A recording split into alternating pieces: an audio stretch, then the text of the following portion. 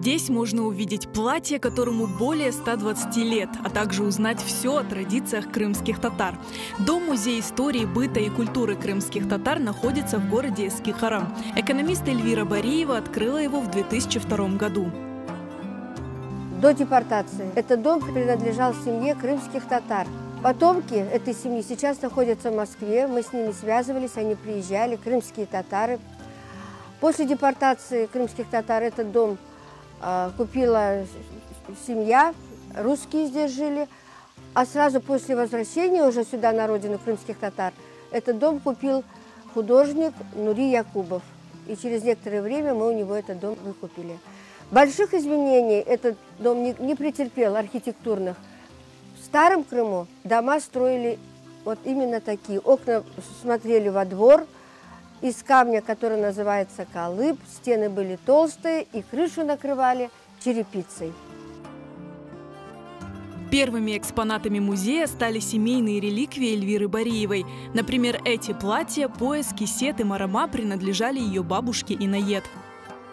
Этот сосуд принадлежал нашей семье, где читалась молитва на воду. В этом сосуде очень красиво вырезаны буквы из Корана, а именно аят в Коране, который называется «Аят-ле Курса».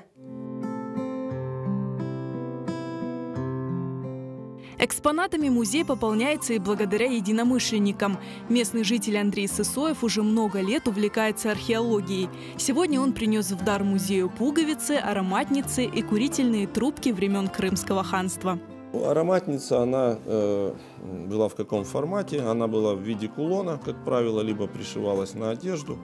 В отверстия закладывались пахучие травы, лепестки цветов, и девушки носили их, допустим, в течение дня, то есть на следующий день опять же убирались сухие растения, закладывались свежие, то есть, как духи в современной жизни. Любой человек после дождя может выйти в город, в Старый Крым, и на улицах неасфальтированных очень часто вымываются и монеты, и какие-то элементы курительных трубочек, украшений.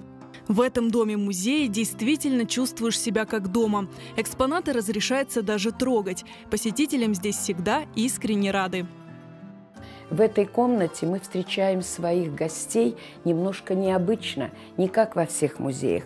Мы рассаживаем их в сетлерге, обязательно подаем кофе с нашими сладостями. И вот пока они пьют, сидят, слушают нас. Ну и рассказываем здесь обо всем, и о наших традициях, обычаях. И если их интересует какая-то посуда или какие-то отдельные вопросы, мы стараемся на все вопросы ответить. В старину в крымско-татарском доме каждая вещь была настоящим произведением искусства. Даже, казалось бы, такой простой предмет, как игольница. Инелик, игольница. Вышивка, она выполнена, эта работа выполнена 19-й, начало 20 века. И на нем вышит именно растительный орнамент. Очень красивая вышивка. И пользовались вот здесь, вот внутри, была подушечка, куда вкладывались именно, втыкались иголочки. Экскурсоводы Райме Сефершаева и Дляра Сулейманова знают все о каждом экспонате. Большинству предметов уже больше 100 лет. Орнамент был чисто геометрический и растительный. Людей ничего это не изображали. Также кисет. Но кисеты носили у нас и мужчины, и женщины. Мужчины вот просто при себе могли табак носить. Любой кисетик. Но в основном дарила невеста.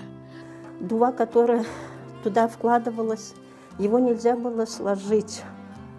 Его писали в кадр едисы. И он имел наивысшую цену. И название у нее «Алтын дува». Почему? Потому что за него расплачивались одной золотой монетой. И имела очень сильная молитва. Ее не складывали, ее именно скручивали трубочкой. И для нее именно готовили вот такие касиды, которые подвешивалась, носилась на шее как украшение. И в то же время она являлась оберегом. Музей истории, быта и культуры крымских татар состоит из 3 комнат, прихожей и коридора. Сохранилась здесь даже старинная печь. Ткацкий станок, сосуд для бузы, пояс с застежкой в виде кинжала и многое другое. Здесь каждый предмет дышит историей крымско-татарского народа и хранит тепло своих хозяев.